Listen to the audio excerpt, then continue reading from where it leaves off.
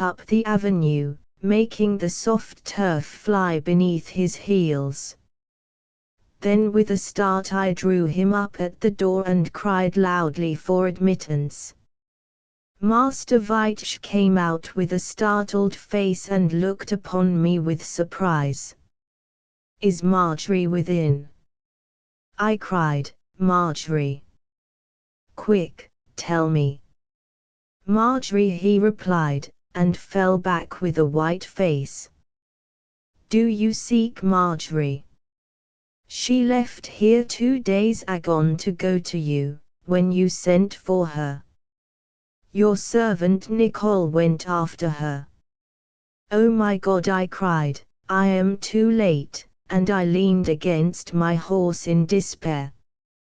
Book 4, The Westlands Chapter I hear no good in the inn at the Fords o' Clyde. For a second I was so filled with despair at Master Veitch's news that my mind was the veriest blank and I could get no thought save that bitterest of all, that my lady was gone. But with a great effort I braced myself to action. "And what of my servant Nicole?" I asked, and waited breathlessly for the answer. "Oh, he was away on the hill seeking ye, Master Burnet.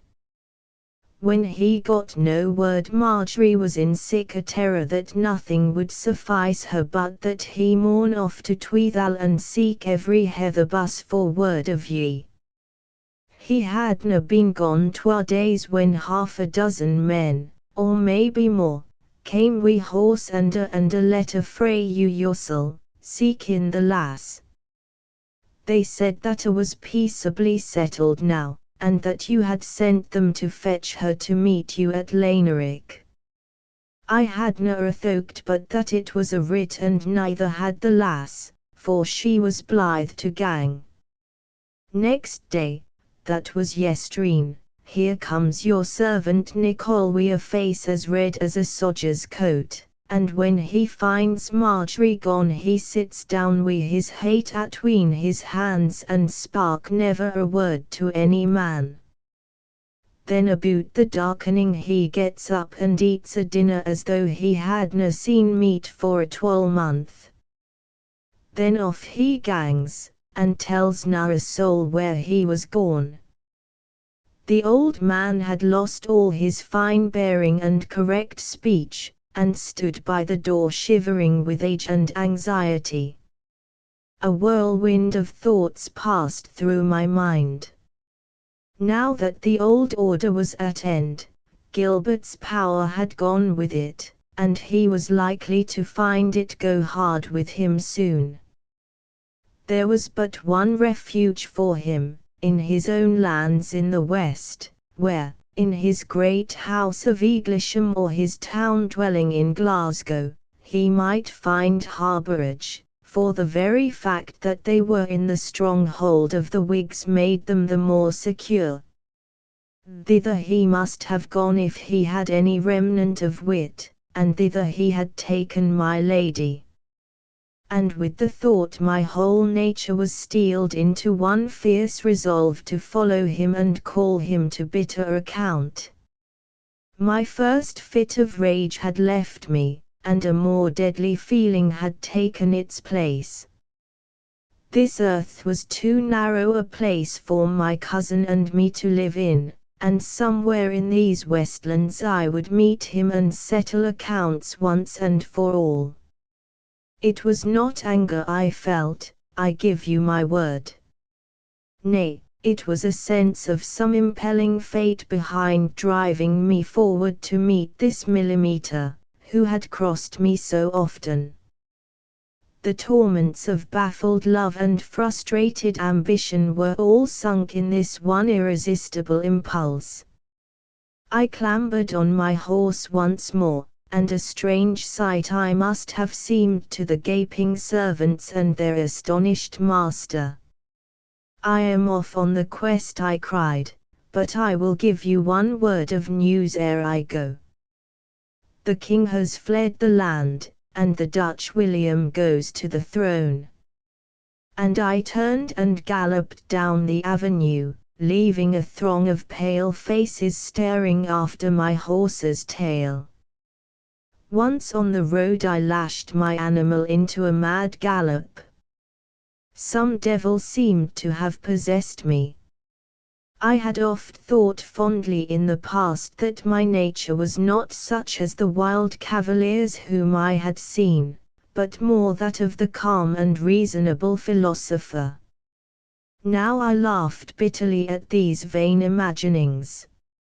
For when a man's heart is stirred to its bottom with love or hatred, all surface graces are stripped from it, and the old primeval passions sway him, which swayed his father before him. But with all my heat I felt a new coolness and self-possession. A desperate calm held me. In a little all things would be settled, for this was the final strife, from which one or other of the combatants would never return. The dull November eve came on me ere I reached the Clyde. 'Twas no vantage to ford the stream, so I rode down the left bank among the damp haws and great sedgy pools. In a little I had come to the awful gorge where the water foams over many lins and the roar of the place is like the guns of an army. Here I left the stream side and struck into the country, whence I returned again nearly opposite the town of Lanark, at the broad, shallow place in the river, which folk call the Fords o' Clyde. Here there is a clachan of houses jumbled together in a crinkle of the hill, where the way from the Ayrshire moors to the capital comes down to the bank. Here there was an inn, an indifferent place, but quiet and little frequented, and since there was little to be got by going further, I resolved to pass the night in the house. So I rode down the uneven way to where I saw the light brightest, and found the hostel by a swinging lamp over the door.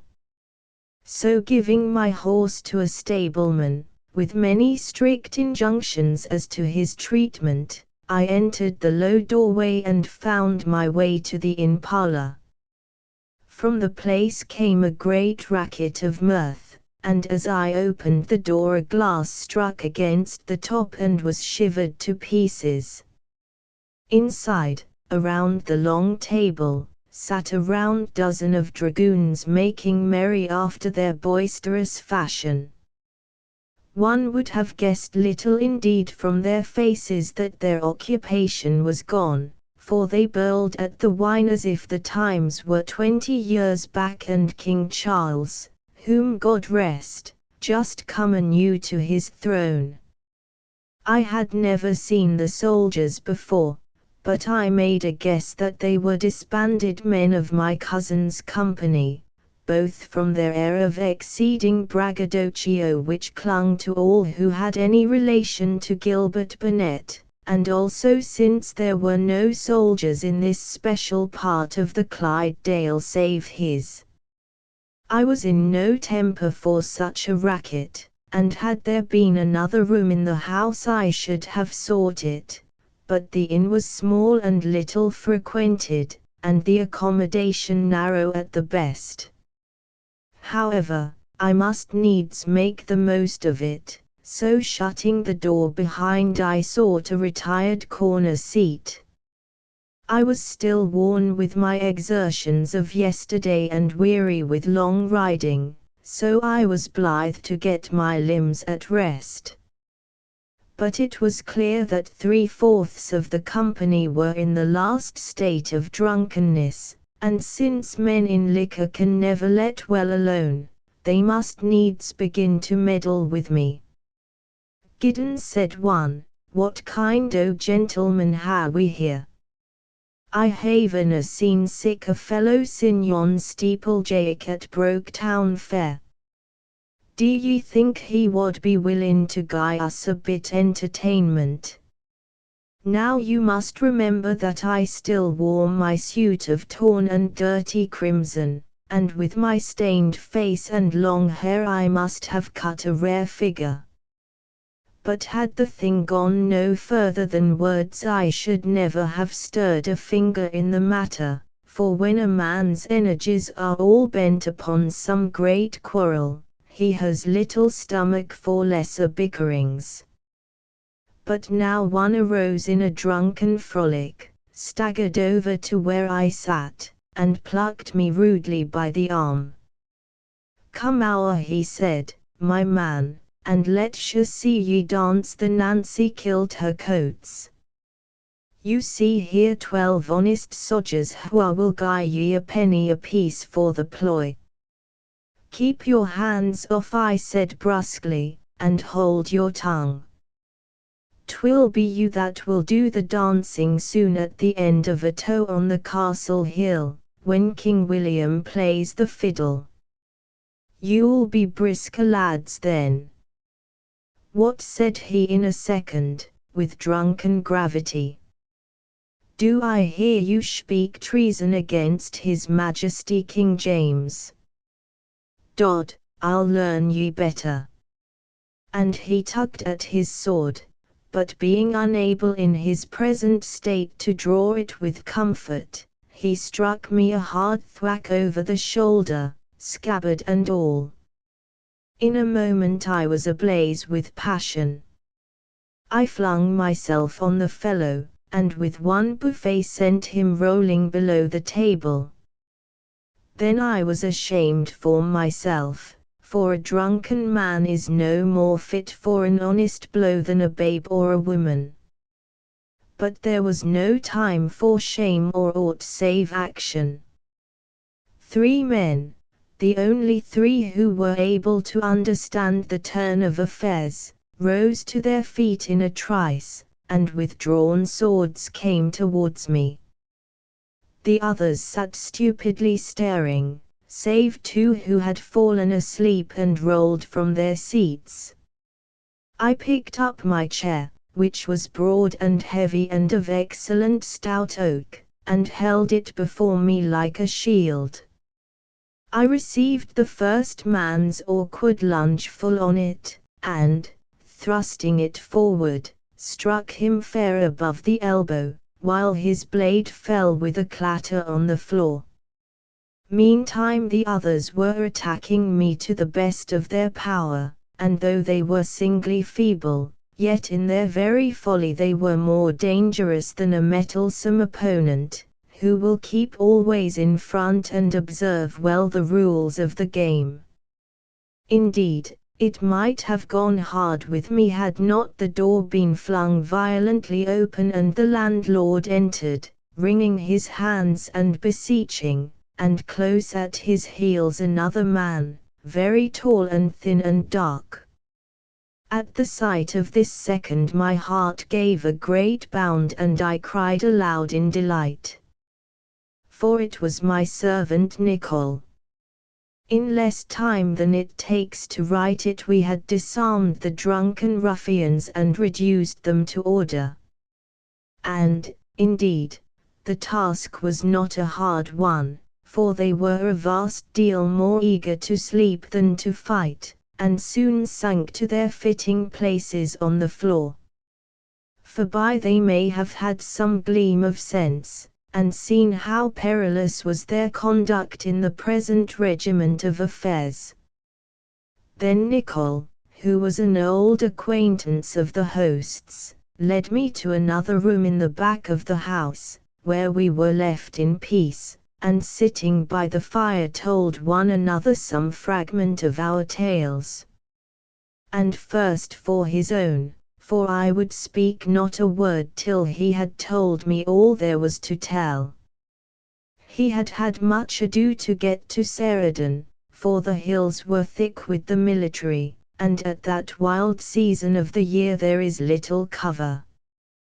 When he found no letter he set off for the hiding place above Scrape, where he knew I had been, and found it deserted.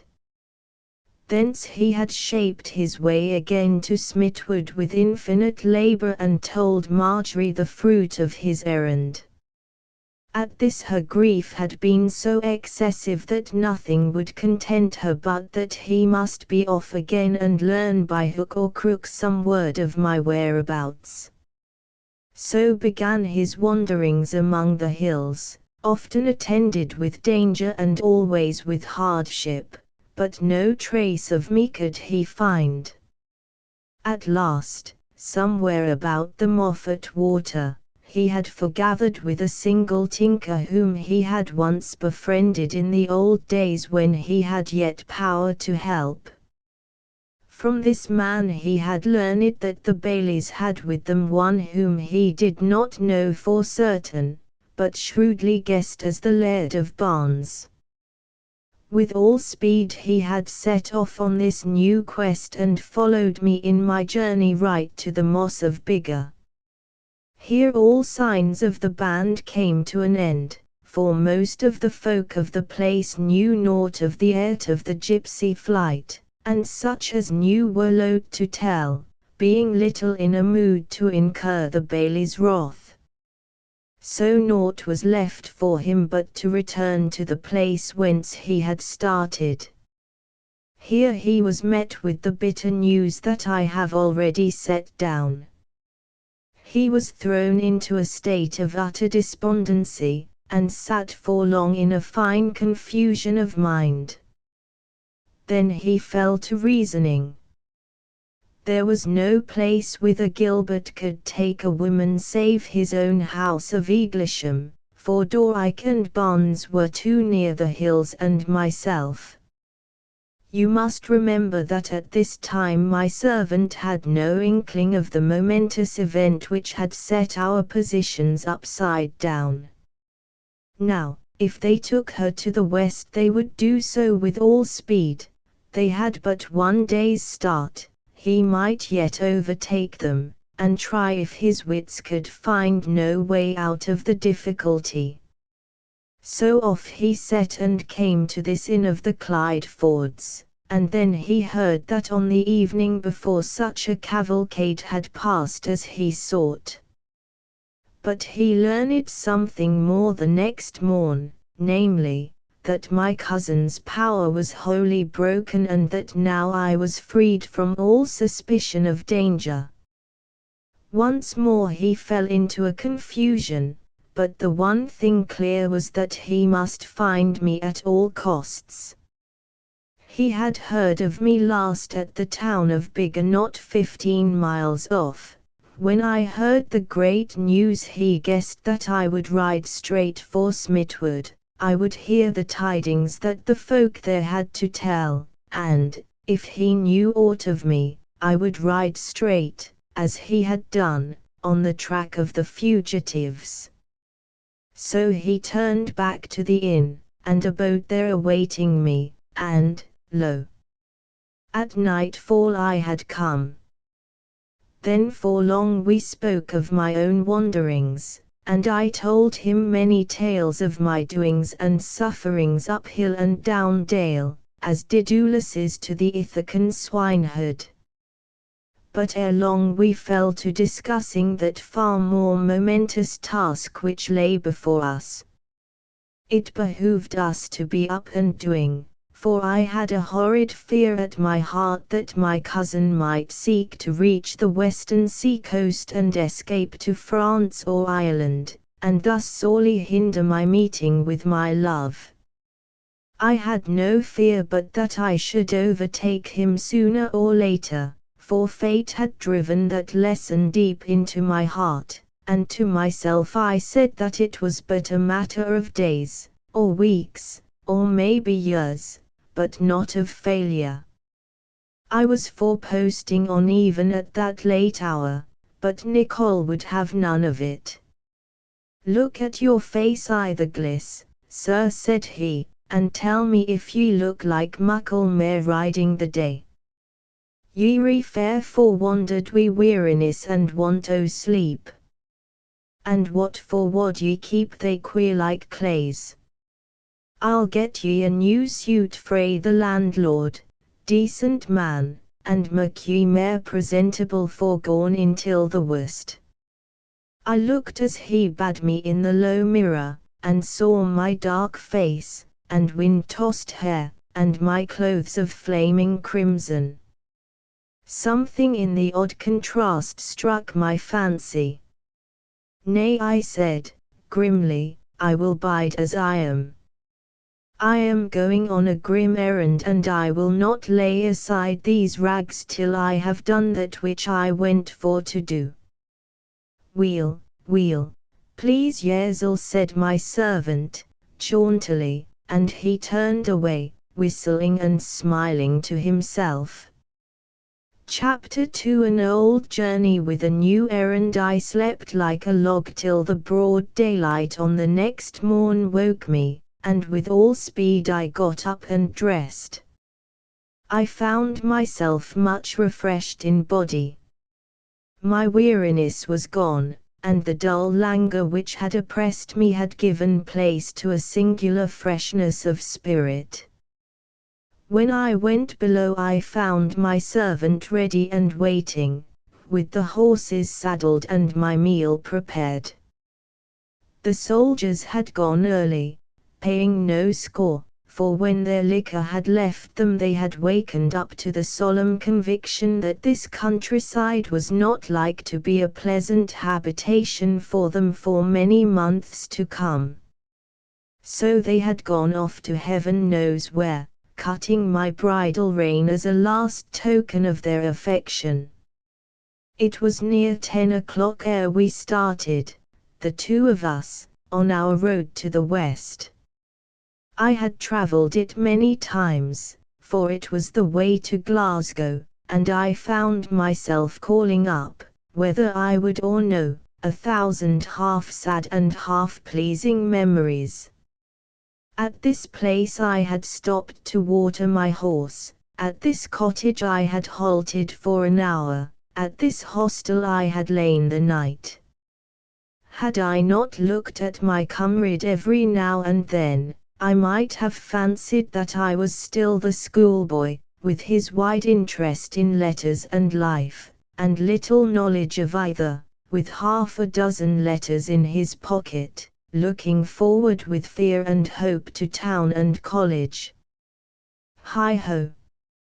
Many things had come and gone since then, and here was I still the same boy, but how tossed and buffeted and perplexed. Yet I would not have bartered my present state for those careless and joyous years, for after all this is a rugged world, with God knows how many sore straits and devilish temptations, but with so many fair and valiant rewards, that a man is a coward indeed who would not battle through the one for the sweet sake of the other. As we went, Nicole talked of many things with a cheery good humor. His was an adventure-loving mind, and there were few things which he would not brave save the routine of settled life. Now, as the November sun came out, for the morn was frosty and clear, his face shone with the sharp air and the excitement of the ride, and he entertained me to his views on the world and the things in it. The ground was hard as steel underfoot, the horses' hoofs crackled through the little ice-coated pools in the road, and a solitary thrush sang its song from a wayside wood and seemed like a silver trump calling to action and daring. "What think ye o' the hills, lad?" said my servant. "Ye've been lang among them, and ye'll ken them new in an either way than if ye had just trampit o'er them after wild jucks or ridden through them to Yarrow or Moffat Dale. I've wandered among them since I was a laddie 5-year-old, and used to gang out wi' my faither to the Herdon.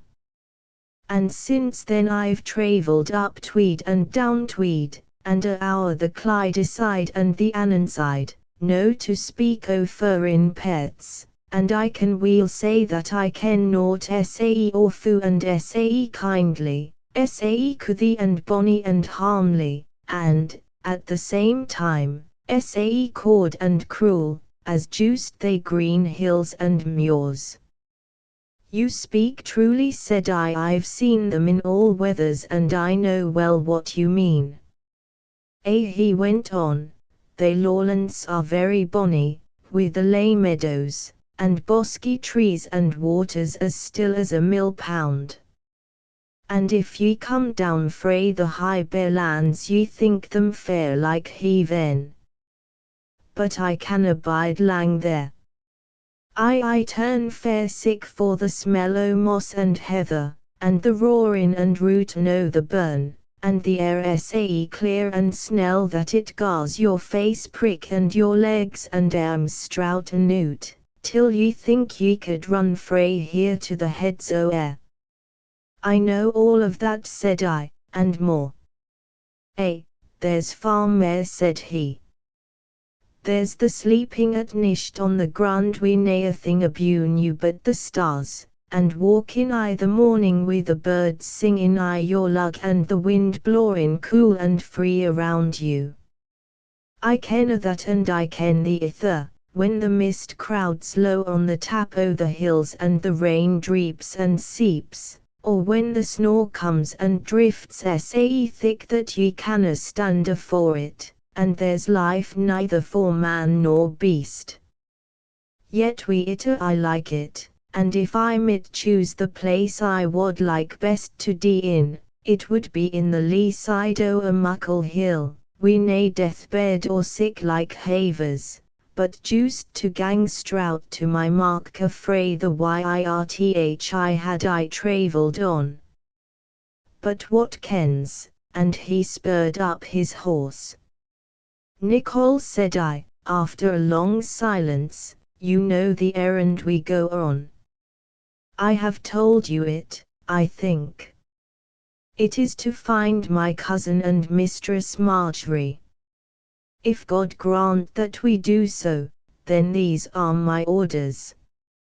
You shall take the lady home to Tweethal, to Dorike, which is her own, and leave me behind you. I may come back or I may not.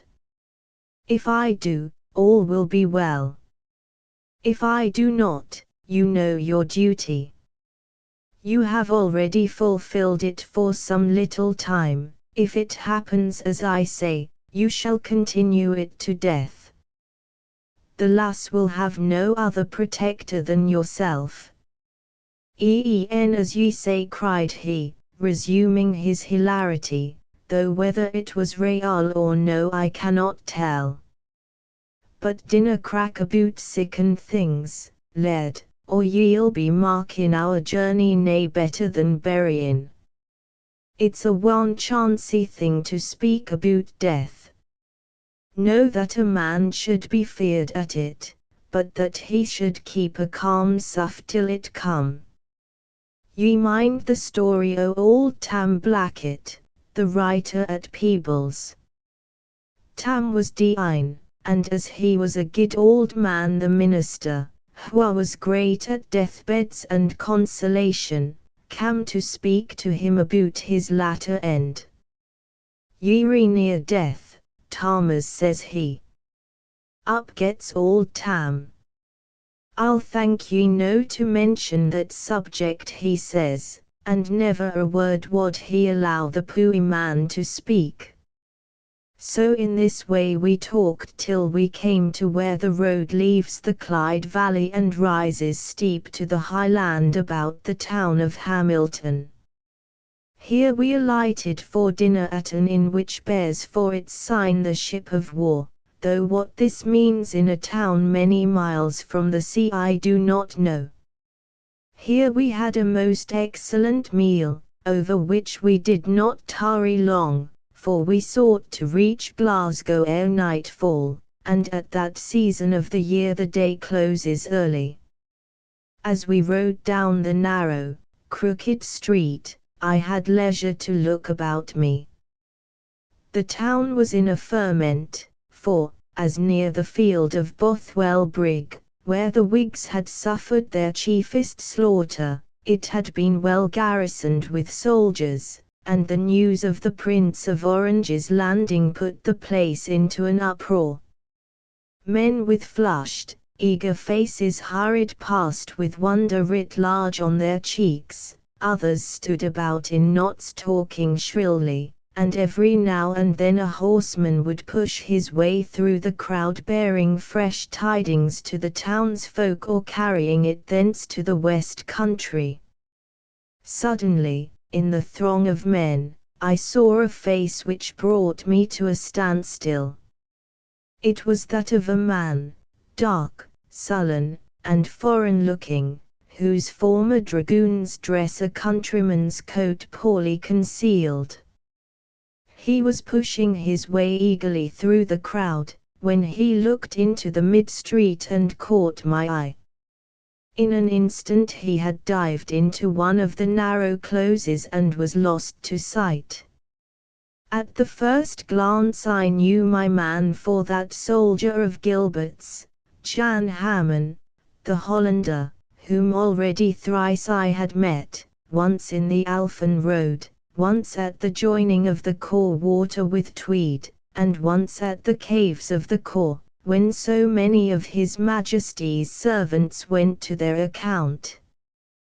What he was about in this west country I could not think, for had he been wise he would have made for the eastern sea coast or at least not ventured into this stronghold of those he had persecuted. And with the thought another came. Had not he spoken bitterly of his commander? Was he not the victim of one of my fair cousin's many infamies? Had he not, in my own hearing, sworn vengeance? Gilbert had more foes than one on his track, for here was this man, darkly malevolent, dogging him in his flight. The thought flashed upon me that he of all men would know my cousin's plans and would aid me in my search. I did not for a moment desire him for an ally in my work, nay, I should first frustrate his designs, before I settled matters with Gilbert, for it was in the highest degree unseemly that any such villain should meddle in matters which belonged solely to our house.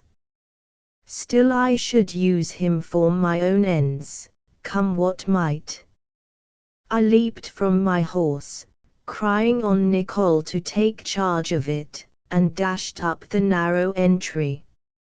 I had just a glimpse of a figure vanishing round the far corner, and when I had picked my way, stumbling over countless obstacles, I found at the end an open court, roughly paved with cobblestones, and beyond that a high wall. With all my might I made a great leap and caught the top, and lo! I looked over into a narrow lane wherein children were playing. It was clear that my man had gone by this road, and would now be mixed among the folk in the side street. It was useless to follow further, so in some chagrin I retraced my steps, banning Nicole and the Dutchman and my own ill luck. I remounted, making no answer to my servant's sarcastic condolences, for, of course, he had no knowledge of this fellow's purport in coming to the Westlands, and could only look on my conduct as a whimsical freak. As we passed down the street I kept a shrewd lookout to right and left if haply I might see my man, but no such good luck visited me. Once out of the town it behooved us to make better speed, for little of the afternoon remained, and dusk at this time of year fell sharp and sudden. So with a great jingling and bravado we clattered through the little hamlets of Blantyre and came just at the darkening to the populous borough of Rutherglen, which, saving that it has no college or abbey, is a more bustling and prosperous place than Glasgow itself. But here we did not stay, being eager to win to our journey's end. So after a glass of wine at an inn we took the path through the now dusky meadows by Clyde's side, and passing through the village of Gorballs, which lies on the south bank of the river, we crossed the great bridge and entered the gates just as they were on the point of closing. During the latter hours of the day I had gone over again in mind all the details of the doings of past weeks. All seemed now clear, and with great heartiness I cursed myself for errors, which I could scarce have refrained from. The steps in Gilbert's plan lay before me one by one. The letter had given him only the slightest of clues, which he must have taken weeks to discover. When at last it had been made clear to him, something else had engaged his mind. He must have had word from private sources, shut to the country folk, of the way whither events were trending in the state. His mind was made up. He would make one desperate bid for success, and thus he shaped his course. He sent men to Smithwood with the plausible story which I had already heard from my servant, how all breach was healed between us, and how this was her escort to take her to me. Then I doubted not he had bidden the men show her as proof some letter forged in my name on the model of the one I had lost on Cerridon, and also give her some slight hint of the great change in the country to convince her that now he could do no ill even had he desired it, and that I was now on the summit of fortune. The poor lass, wearied with anxiety and long delay, and with no wise Nicol at hand to give better counsel, had suffered herself to be persuaded, and left the house with a glad heart. I pictured her disillusion, her bitter regrets, her unwilling flight. And then I swore with redoubled vehemence that it should not be for long. We alighted for the night at the house of that Mistress Macmillan, where I lodged when I first came to college. She welcomed us heartily, and prepared us a noble supper, for we were hungry as hawks, and I, for one, tired with many rough adventures. The house stood in the Gallow Gate, near the Salt Market and the college gardens, and as I lay down on the fresh sheets and heard the many noises of the street with the ripple of the river filling the pauses, I thanked God that at last I had come out of beggary and outlawry to decent habitation. Chapter 3 The house with the chipped gables. The next morn the weather had changed. When I looked forth through the latticed panes to the street, it was a bleak scene that met my eyes, near a foot of snow, flakes tossing and whirling everywhere, and the roofs and gables showing leaden dull in the gloom. Had I been in another frame of mind I should have lost my spirits, for nothing so disheartened me as heavy, dismal weather. But now I was in such a temper that I welcomed the outlook. The grey, lifeless street was akin to my heart, and I went down from my chamber with the iron of resolution in my soul. My first care was to enquire at Mistress Macmillan if she knew aught of my cousin's doings, for the town house of the Eaglesham Burnets was not 2 streets distant. But she could give me no news, for, said she, since the old laird died and these troublous times succeeded, it was little that the young master came near the place. So without any delay I and my servant went out into the wintry day, and found our way to the old, dark dwelling in the High Street. The house had been built near 100 years before, in the time of Ephraim Burnet, my cousin's grandfather. I mind it well to this day, and oft as I think of the city, that dreary, ancient pile rises to fill my vision. The 3 Burnet leaves, the escutcheon of our family, hung over the doorway. Every window was little and well barred with iron, nor was any sign of life to be seen behind the dreary panes. But the most notable things to the eye were the odd crow-step gables, which, I know not from what cause, were all chipped and defaced, and had a strange, pied appearance against the darker roof. It faced the street, and down one side ran a little lane. Behind were many lesser buildings around the courtyard, and the back opened into a wind which ran westward to the city walls. I went up the steps and with my sword hilt thundered on the door. The blows roused the echoes of the old place. Within I heard the resonance of corridor and room, all hollow and empty. Below me was the snowy street, with now and then a single passer, and I felt an eerie awe of this strange house, as of one who should seek to force a vault of the dead. Again I knocked, and this time it brought me an answer. I heard feet, slow, shuffling feet, coming from some room, and ascending the staircase to the hall. The place was so void that the slightest sound rang loud and clear, and I could mark the progress of the steps from their beginning. Somewhere they came to a halt, as if the person were considering whether or not to come to the door, but by and by they advanced, and with vast creaking a key was fitted into the lock and the great oak door was opened a little. It was a little old woman who stood in the opening, with a face seamed and wrinkled, and not a tooth in her head. She wore a mutch, which gave her a most witch-like appearance, and her narrow, grey eyes, as they fastened on me and sought out my errand, did not reassure me. "What do ye want here the day, sir?" she said in a high, squeaking voice. "It's cold weather, and my banes are old and I canna stand here bidin' your please, sir. Is your master within?" I said, shortly.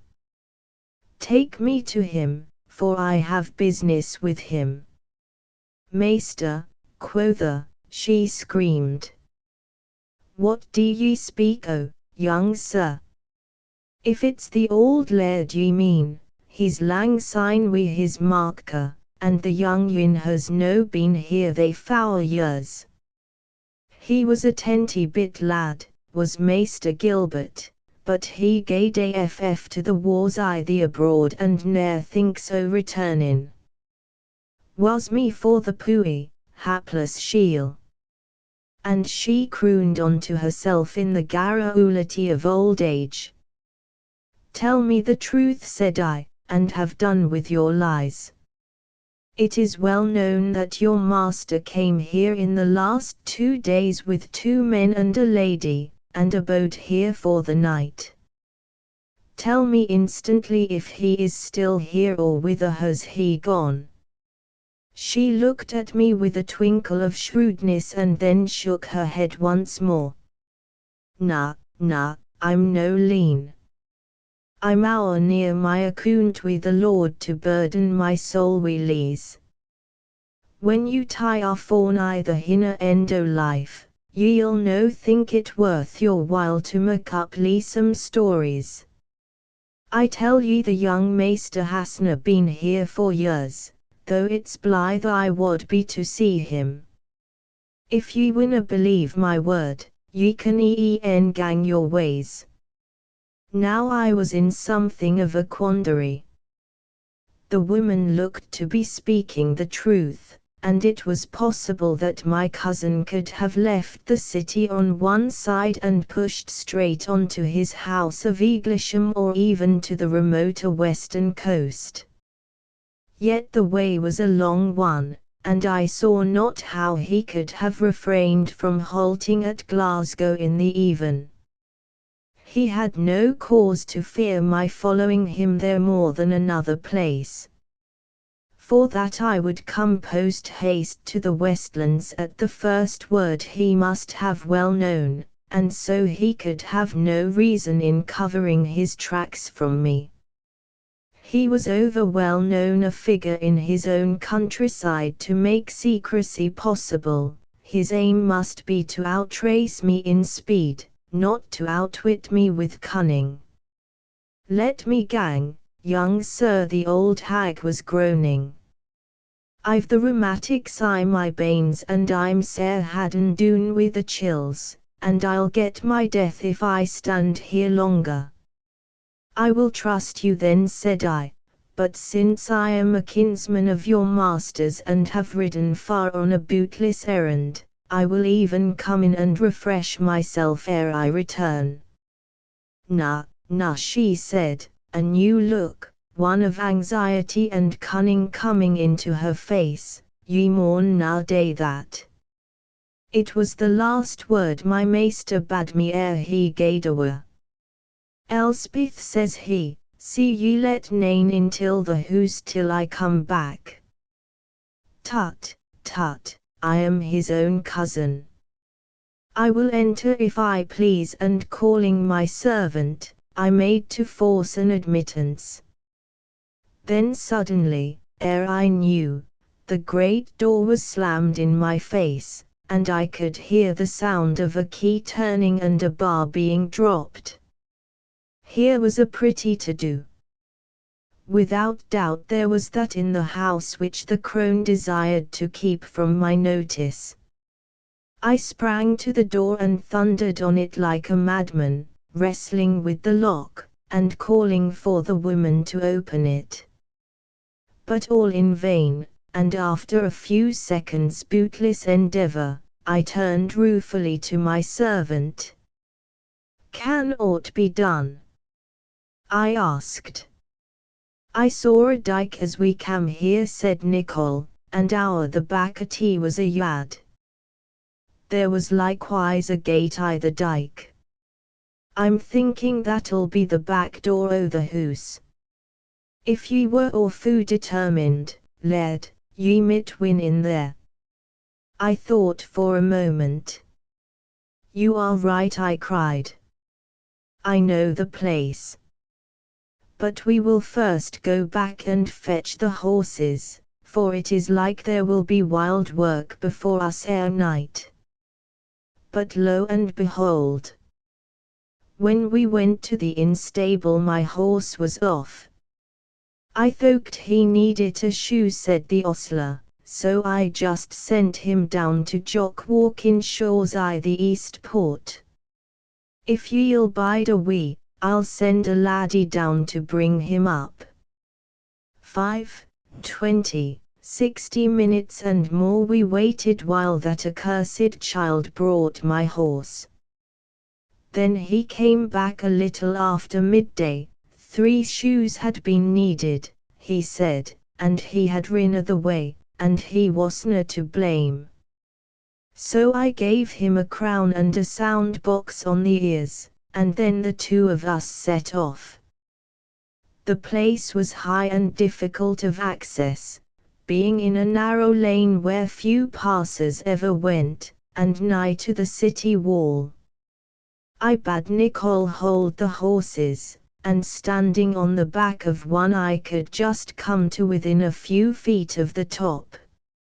I did my utmost by springing upward to grasp the parapet, but all in vain, so in a miserable state of disappointed hopes I desisted and consulted with my servant. Together we tried the door, but it was of massive wood, clamped with iron, and triply bolted. There was nothing for it but to send off to Mistress Macmillan and seek some contrivance. Had the day not been so wild and the lane so quiet we could scarce have gone unnoticed. As it was, one man passed, a hawker in a little cart, seeking a near way, and with little time to stare at the two solitary horsemen waiting by the wall. Nicole went off alone, while I kept guard, a nameless guard, by the gate. In a little he returned with an old boat hook, with the cleek at the end somewhat unusually long.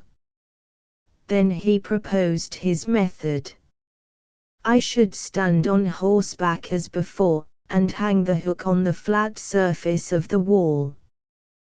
When, by dint of scraping, I had fixed it firmly, I should climb it hand over hand, as a sailor mounts a rope, and with a few pulls I might hope to be at the summit. I did as he bade, and, with great labor, fixed the hook in the hard stone. Then I pulled myself up, very slowly and carefully, with the shaft quivering in my hands. I was just gripping the stone when the wretched iron slipped and rattled down to the ground, cutting me sharply in the wrist. Luckily I did not go with it, for in the moment of falling, I had grasped the top and hung there with aching hands and the blood from the cut trickling down my arm.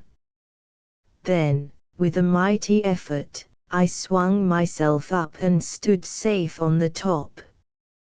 Below me was a sloping roof of wood which ended in a sheer wall of maybe 12 feet. Below that in turn was the great yard, flagged with stone, but now hidden under a cloak of snow. Around it were stables, empty of horses, windy, cold, and dismal. I cannot tell how the whole place depressed me.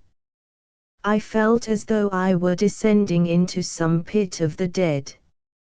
Stanching the blood from my wrist, by good luck my left, as best I might with my kerchief, I slipped down the white roof and dropped into the court. It was a wide, empty place, and, in the late afternoon, looked grey and fearsome. The dead black house behind, with its many windows all shuttered and lifeless, shadowed the place like a pall. At my back was the back door of the house, like the other locked and iron-clamped. I seemed to myself to have done little good by my escapade in coming thither. Wandering aimlessly, I entered the stables, scarce thinking what I was doing. Something about the place made me stop and look. I rubbed my eyes and wondered. There, sure enough, were signs of horses having been recently here. Fresh hay and a few oats were in the mangers, and straw and dung in the stalls clearly proclaimed that not long agone the place had been tenanted. I rushed out into the yard, and ran hither and thither searching the ground. There were hoof marks, fool that I was not to have marked them before, leading clearly from the stable door to the gate on the high street. I rushed to the iron doors and tugged at them. To my amazement I found that they yielded, and I was staring into the darkening street.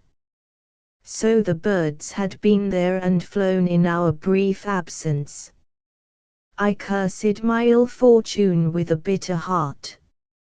Suddenly I saw something dark lying amid the snow. I picked it up and laid it tenderly in my bosom. For it was a little knot of blue velvet ribbon, such as my lady wore. Chapter 4. Uphill and down dale I rushed up the street, leaving the gates swinging wide behind me, and down the lane to where Nicole waited. In brief, panting words I told him my tale. He heard it without a movement, save to turn his horse's head up the street. I swung myself into the saddle, and, with no more delay, we made for our lodgings. "There is but one thing that we may do," said I. "The night is an ill one, but if it is ill for us, 'tis ill for them." And at the words I groaned, for I thought of my poor Margery in the storm and cold. At Mistress Macmillan's I paid the lawing, and having eaten a hearty meal, we crammed some food into our saddle bags and bade the hostess goodbye. Then we turned straight for the west port of the city. It was as I had expected. The gates were just at the closing when the twain of us rode up to them and were suffered to pass. The man looked curiously at my strange dress, but made no remark, as is the fashion of these taciturn Westland folk, and together we rode through and into the bleak night. The snow had ceased to fall early in the day, but now it came on again in little intermittent driftings, while a keen wind whistled from the hills of the north. The land was more or less strange to me, and even my servant, who had a passing acquaintance with many countrysides, professed himself ignorant. It was the way to the wild Highlands, the county of Campbells and Lennoxes, and far distant from kindly Christian folk. I could not think why my cousin had chosen this path, save for the reason of its difficulty and obscurity. I was still in doubt of his purpose, whether he was bound for his own house of Eaglesham or for the more distant Clyde coast. He had clearly gone by this gate from the city, for this much we had learned from the man at the port. Now, if he sought Eaglesham, he must needs cross the river, which would give us some time to gain on his track. But if he still held to the north, then there was naught for it but to follow him hotfoot and come up with him by God's grace and our horses' speed. I have been abroad on many dark nights, but never have I seen one so black as this.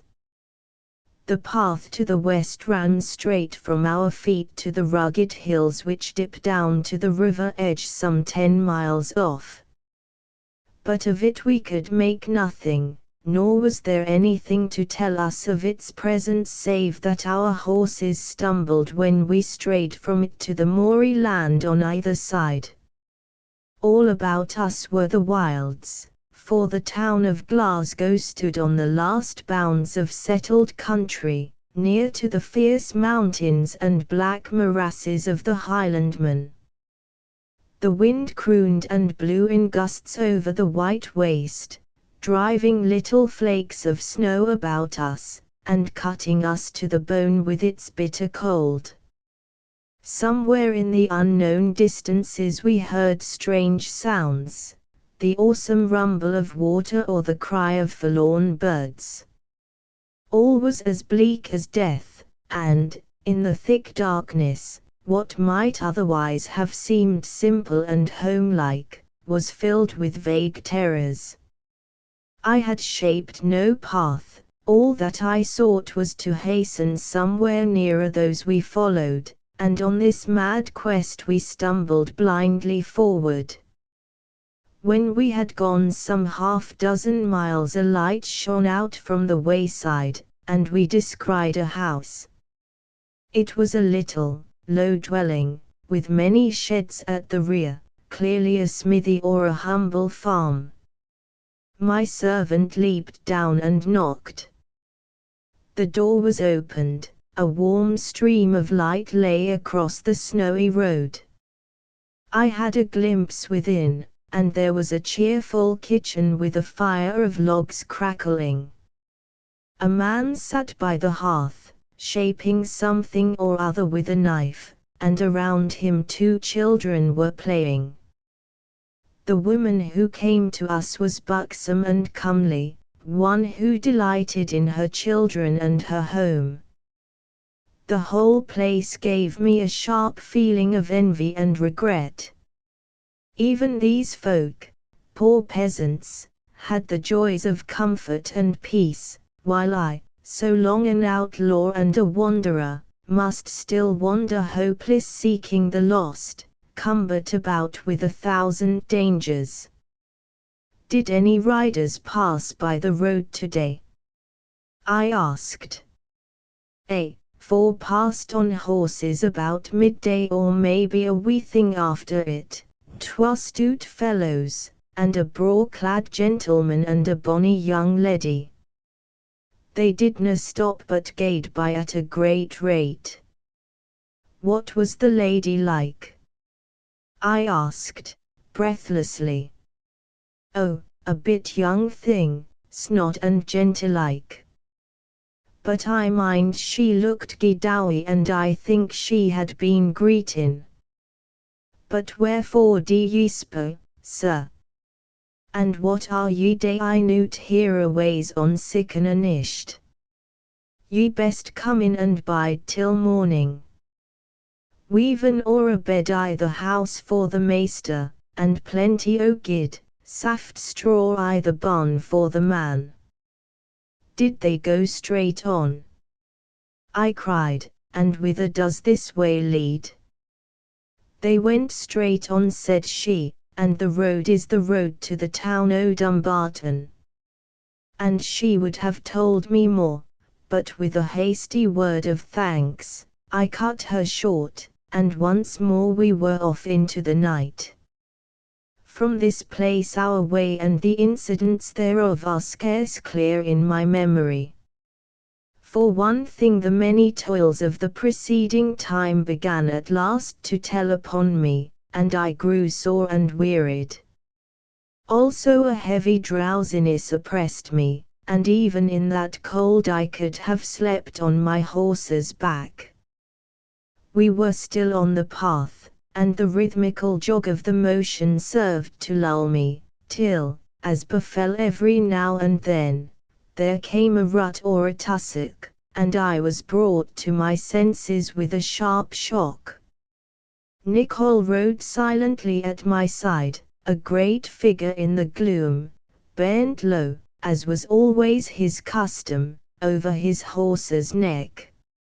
In one way the state was more pleasing than the last, for the turmoil of cares in my heart was quieted for the moment by the bodily fatigue.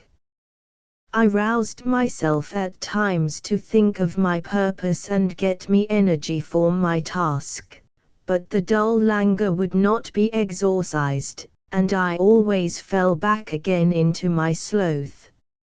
Nevertheless we kept a fair pace, for we had given the rein to our animals, and they were fresh and well fed.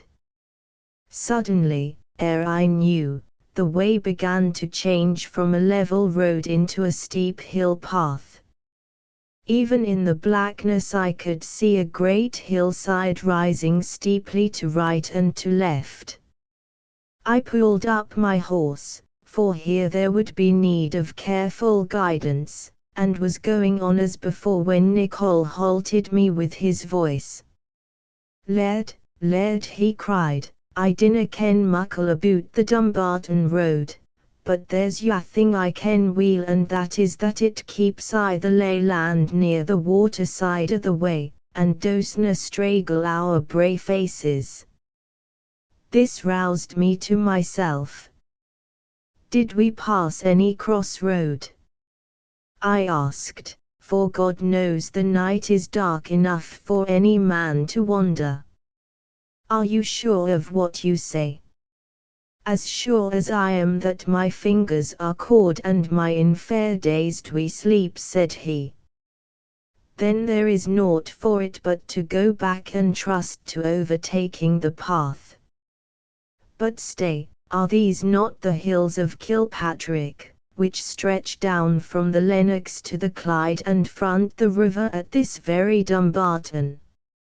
I have surely heard of such.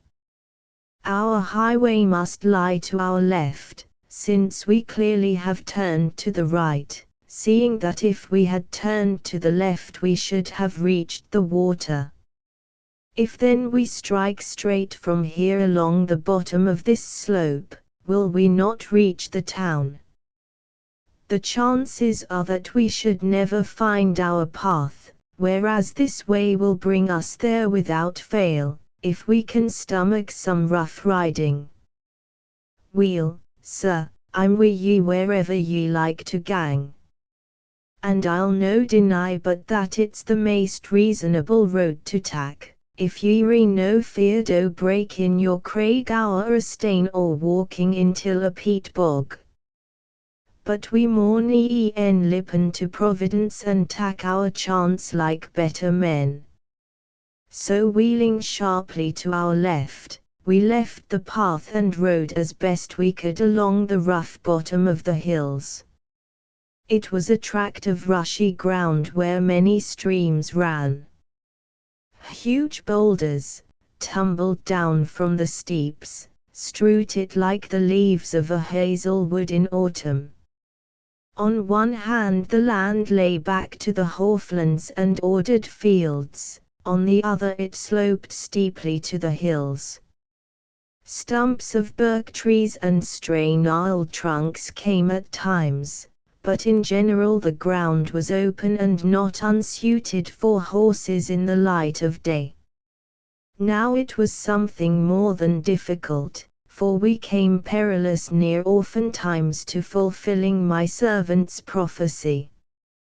Once, I remember, I floundered fair into a trench of moss water with a vile muddy bottom, where I verily believe both horse and man would have perished, had not Nicol, who saw my misfortune and leaped his beast across, pulled me fiercely from my saddle to the bank, and the twain of us together extricated the horse. In this fashion, floundering and slipping, we must have ridden some half-dozen miles. All drowsiness had vanished with the rough and ready mode of travel.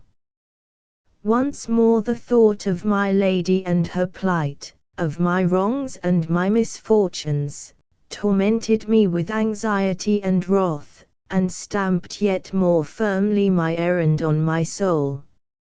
Now, however, we were suddenly brought to an end in our progress. Before us lay a little ravine, clogged with snow, in whose bottom a burn roared. It was a water of little size, and, in summer weather, one might all but have leaped it. Now the snow had swollen it to the semblance of a torrent, and it chafed and eddied in the little gorge, a streak of dark, angry water against the dim white banks. There was nothing for it but to enter and struggle across, and yet, as I looked at the ugly swirl, I hesitated. I was nigh numbed with cold, my horse was aching from its stumbling, there was little foothold on the opposing bank. I turned to Nicol, who sat with his teeth shaking with the bitter weather. "There is naught for it," said I, "but to risk it. There is no use in following it, for we shall find no better place in a ravine like this." Even as I spoke my servant had taken the plunge, and I saw horse and man slip off the snowy bank into the foam. I followed so closely that I lost all sight of them. To this day I remember the feelings of the moment, the choking as an icy wave surged over my mouth, the frantic pulling at the bridle rein, the wild plunging of my horse, the roar of water and the splash of swimming. Then, with a mighty effort, my brave animal was struggling up the further side, where my servant was already shaking the water from his clothes. This incident, while it put me in better heart, vastly added to my bodily discomfort. An icy wind shivering through dripping garments may well chill the blood of the stoutest. and for certain the next part of the way is burned on my memory with 1,000 recollections of utter weariness and misery. Even my hardy servant could scarce keep from groaning, and I, who was ever of a tenderer make, could have leaned my head on my horse's neck and sobbed with pure feebleness. The country was now rough with tanglewood, for we were near the last spur of the hills, ere they break down on the river. Somewhere through the gloom lights were shining and moving, as I guessed from a ship on the water. Beyond were still others, few in number, but fixed as if from dwelling houses. Here at last, I thought, is the town of Dumbarton which I am seeking, and fired with the hope we urged on the more our jaded beasts. But lo! when we came to it, 'twas but a wayside inn in a little clachan, where one solitary lamp swung and cast a bar of light over the snowy street. I hammered at the door till I brought down the landlord, shivering in his night dress. It might be that my cousin had halted here, so I asked the man if he had any travellers within. Nane, save 'twere drunk air skippers and a Glasgow packman, unless your honour is coming to keep them company. Has anyone passed then? I cried.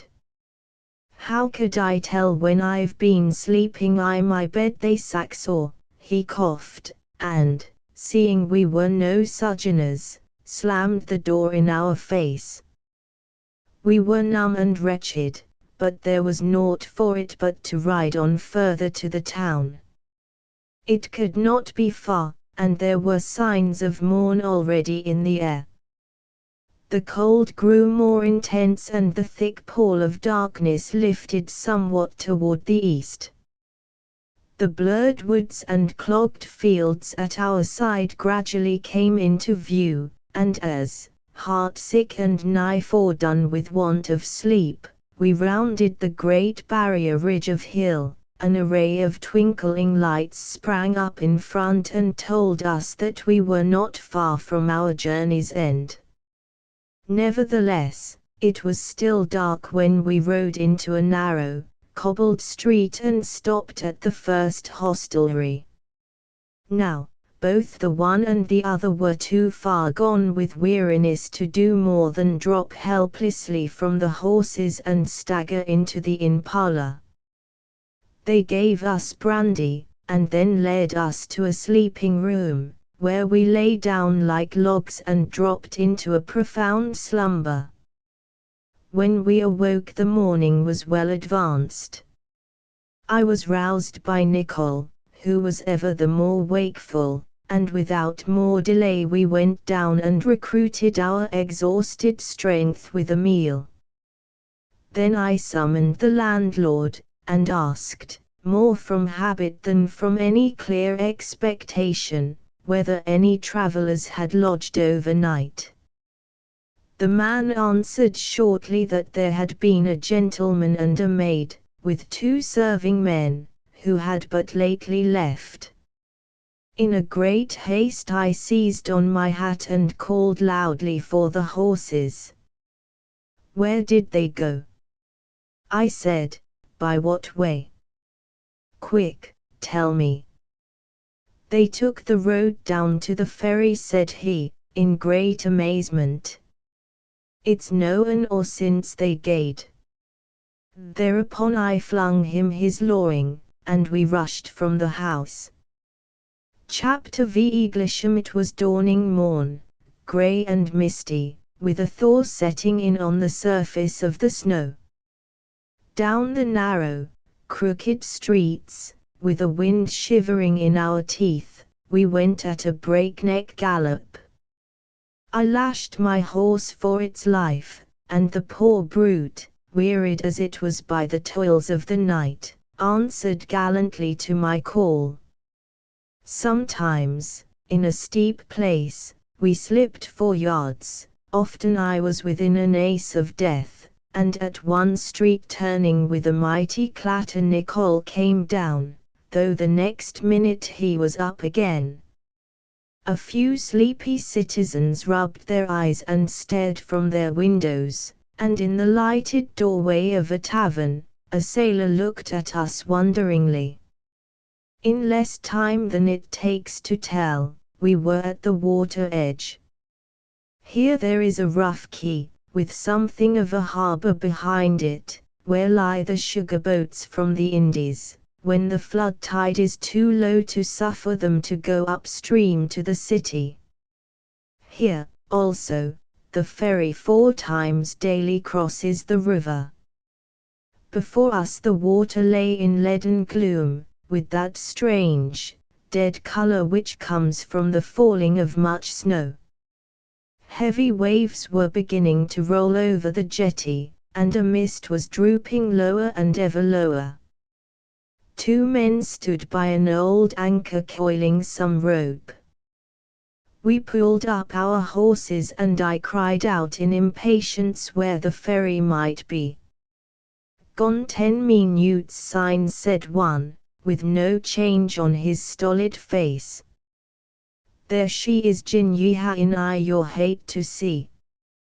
And he pointed out to the waste of waters.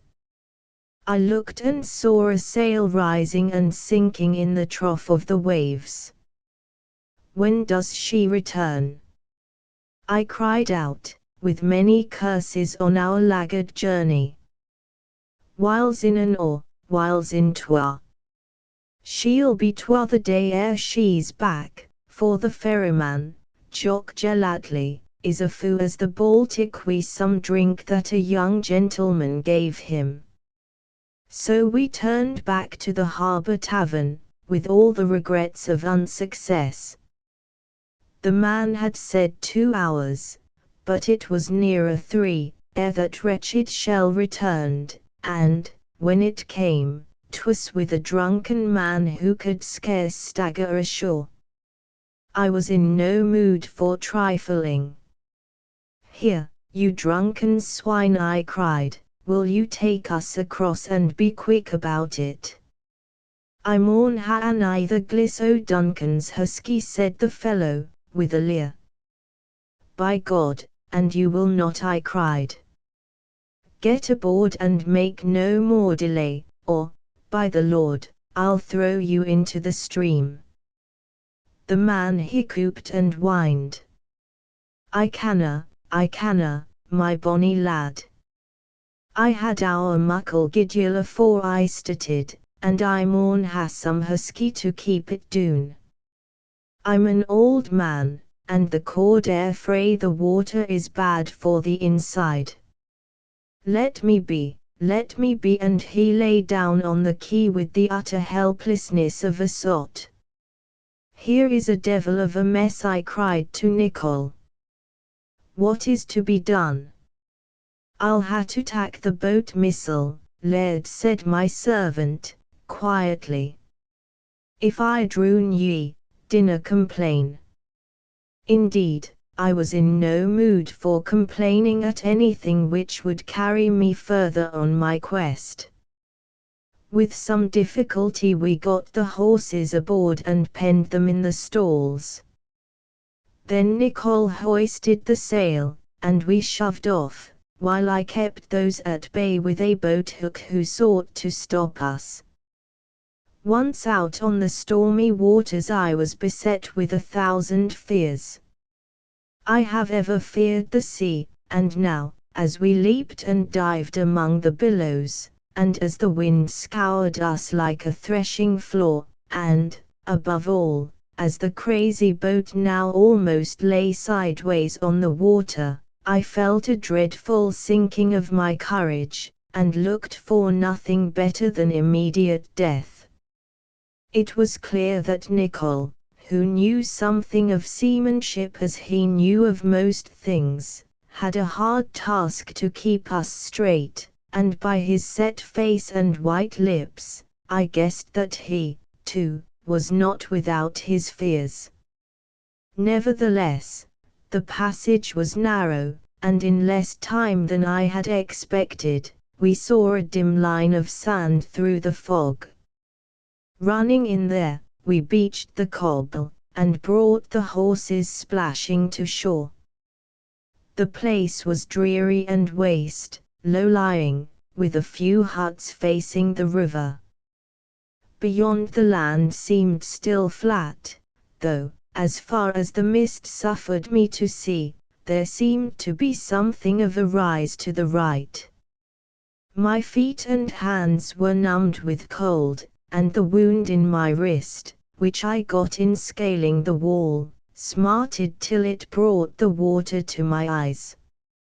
I was so stiff I could scarce mount horse, and Nicole was in no better plight. We rode to the nearest cottage and asked whither the folk had gone who landed with the last ferry. The woman answered gruffly that she had seen none land, and cared not. At the next house I fared little better, but at the third I found a young fisher lad, who, for the sake of a silver piece, told me that they had headed over the moor about 3 hours ago. "And what lies beyond the moor?" I asked. "Beyond the moor," said he, "is a muckle hill they see a Mr. Law, a thick wee bogs, and ayont it there are mere hills and mosses, and syne if ye ride on ye'll come to Eaglesham, whore the muir's end and the guid lands begin. I yints was our there wi my faither, aboot a cout, and a braw bit place it is, and no like hereaways." So Nicole and I, with dogged hearts and numbed bodies, rode into the black heath where there was no road. The snow had lost all hardness and was thick and clogging to our horses' feet. We made as good speed as we could, but that, after all, was little. About midday we had crossed the first part of our journey and were clambering and slipping over the shoulder of Mr. Law. This hill is low and trivial contrasted with our great Tweedside hills, but it well deserves its name, for it is one vast quagmire, where at all seasons mists and vapours hang. Beyond it, and all through the afternoon, we struggled among low hills and lochs.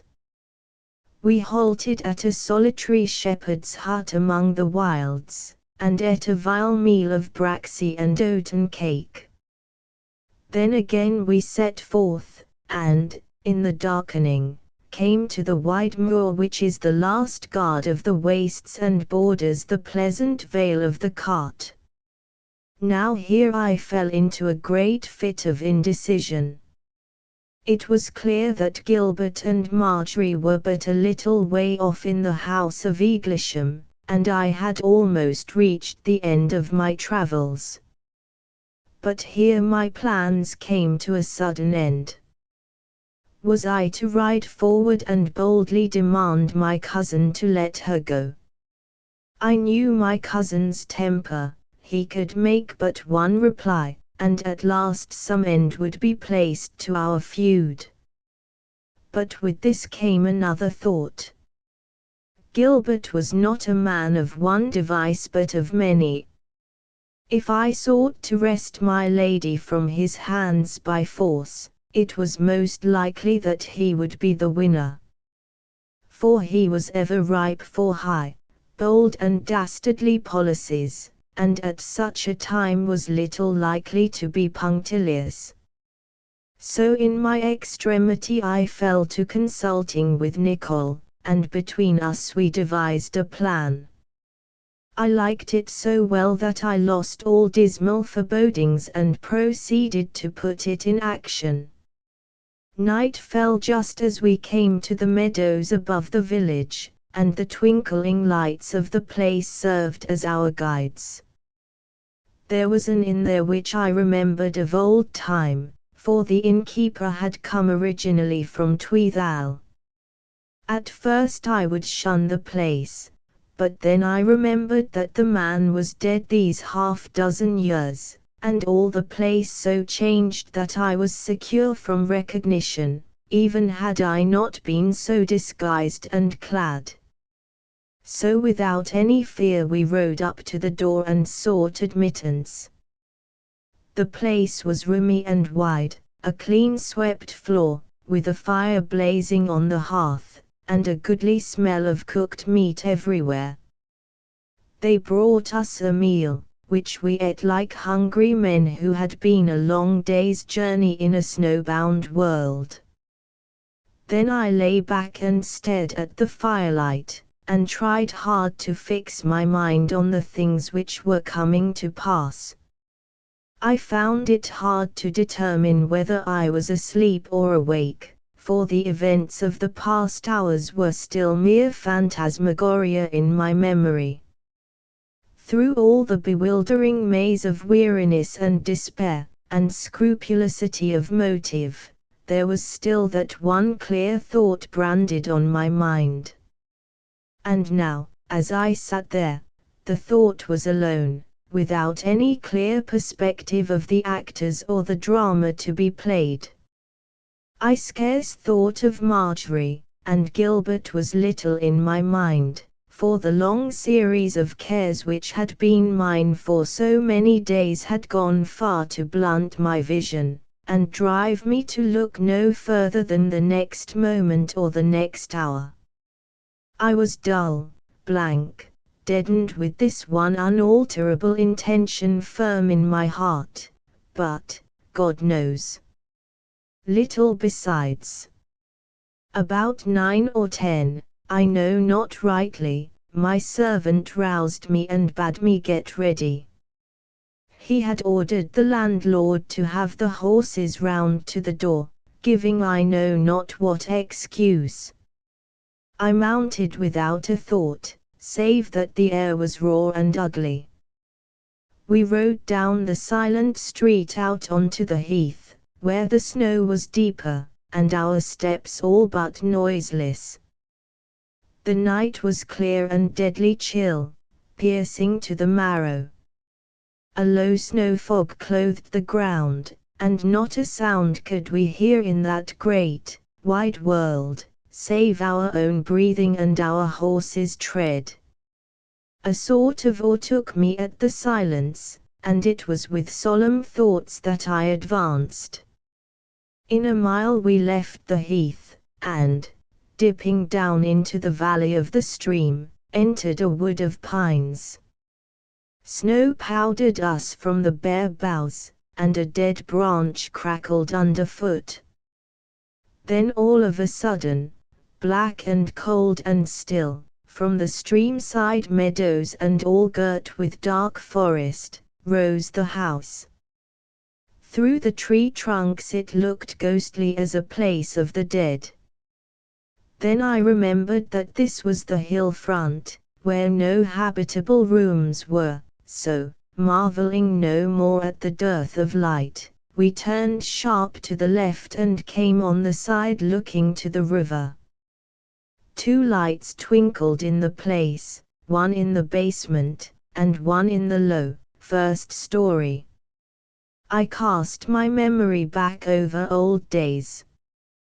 One was from the sitting parlour where the old Gilbert Burnet had chosen to spend his days, and the other, I had it, 'twas from the sleeping room of the old Mistress Burnet, where she had dragged out her last years and drawn her last breath.